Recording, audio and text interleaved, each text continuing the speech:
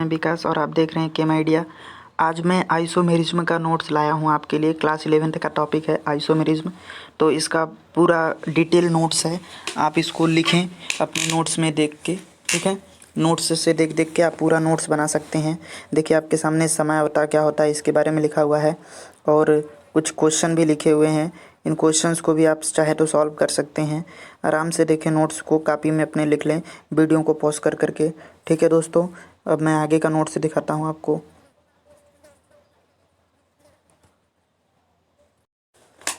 अब आगे दोस्तों देखिए आपके सामने जो है वो है कि समयावता कितने प्रकार की होती हैं इसके बारे में लिखा गया है। और उसके नीचे आपको श्रृंखला समयावता और उसके बाद फिर स्थान समयावता, इन सभी के बारे में दिया गया है और उसके उदाहरण भी दिए गए हैं। एकदम डिटेल उदाहरण, एकदम अच्छे से नोट्स हैं। आप इसको लिखें और पेपर में अच्छा से अच्छा करें, ठीक है दोस्तों। चलिए आगे चलते हैं।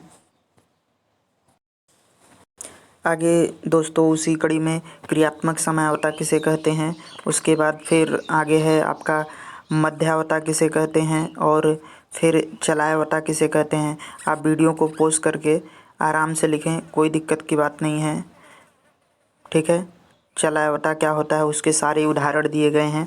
आप एकदम वीडियो को रोक रोक के आराम से डिटेल में लिखें, कोई दिक्कत की बात नहीं है, ठीक है दोस्तों। चलिए अब मैं आपको आगे लेके चलता हूँ, आगे के टॉपिक को देखते हैं। समयावता में और आइसोमेरिज्म में और क्या क्या टॉपिक हैं।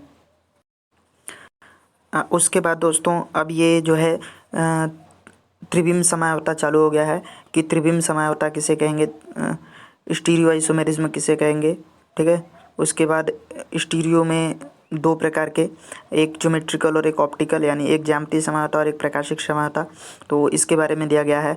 और ज्यामितीय समयावता को हम सीस ट्रांस ज्यामितीय समयावता के नाम से भी जानते हैं, तो उसका दिया गया है कि उसके बारे में लिखा गया है। और कब सीस फॉर्म होगा, कब ट्रांसफॉर्म होगा, ये सब भी दिखाया गया है, उदाहरण सहित दिखाया गया है सारे सब कुछ।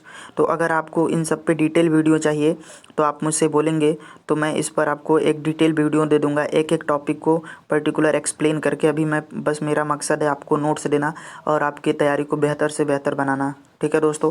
चलिए आगे चलते हैं दोस्तों। आगे प्रकाशिक समयावता के बारे में लिखा गया है कि जब भी किसी नॉन पेन पोलराइज लाइट को, जो अध्रुवित लाइट को जो है कि हम किसी निकोल प्रिज्म से गुजार रहे हैं तो वो जो है कि एक ध्रुवित प्रकाश में जो है चेंज हो जा रहा है, उसके बारे में लिखा गया है।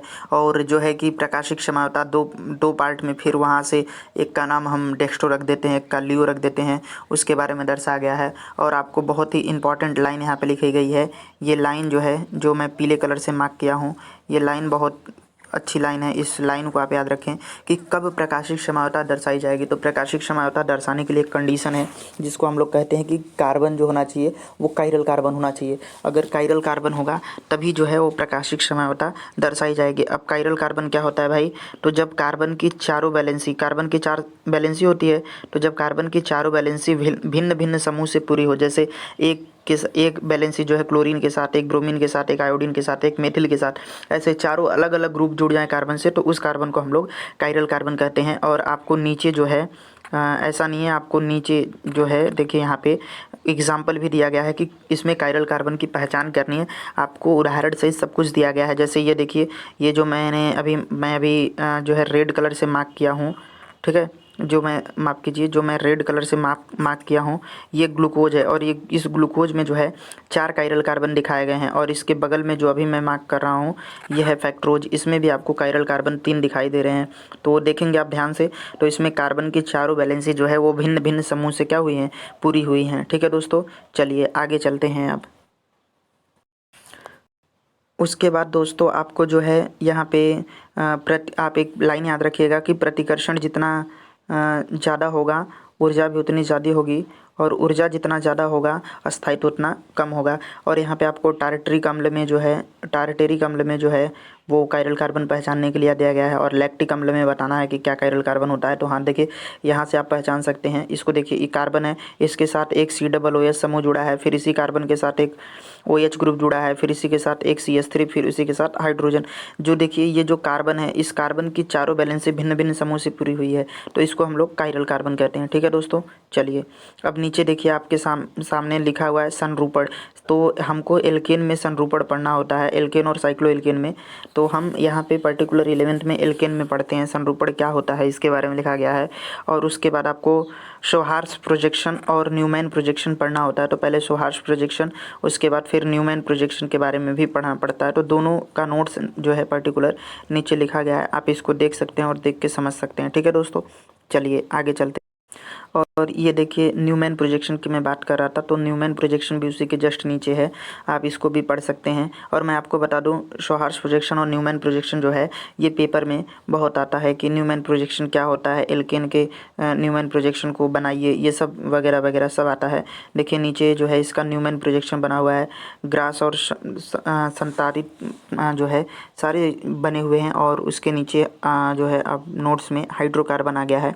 तो हमारा मकसद था केवल और केवल आइसोमेरिज्म को पढ़ना। तो हाइड्रोकार्बन क्या होते हैं और संतृप्त हाइड्रोकार्बन, असंतृप्त हाइड्रोकार्बन क्या होते हैं, ये सब आप पढ़े हैं। अगर नहीं पढ़े हैं तो इसका भी नोट्स आप अभी लिख सकते हैं। इसी के आगे हम कंटिन्यू करेंगे। अब हाइड्रोकार्बन में जो है संतृप्त हाइड्रोकार्बन एल्केन के बारे में हम लोग पढ़ेंगे अगले वीडियो में कि एल्केन क्या होते हैं। मतलब उसका मैं नोट्स दूंगा आपको, एल्केन क्या होते हैं और एल्केन को कैसे बना सकते हैं, उसकी फिजिकल प्रॉपर्टी, केमिकल प्रॉपर्टी, सारी चीज़ों को हम लोग जो है अगले वीडियो में पढ़ेंगे। ठीक है दोस्तों, अगर आपको वीडियो अच्छा लगा है तो आप चैनल को सब्सक्राइब कर लें, ताकि आपको ऐसे ही अच्छे अच्छे नोट्स मिलते रहें। और मैं पूरा नोट्स दूंगा, क्लास 11th, क्लास 12th और 9th 10th पूरा का पूरा नोट्स मिलेगा, अगर आप इस चैनल से जुड़े रहें।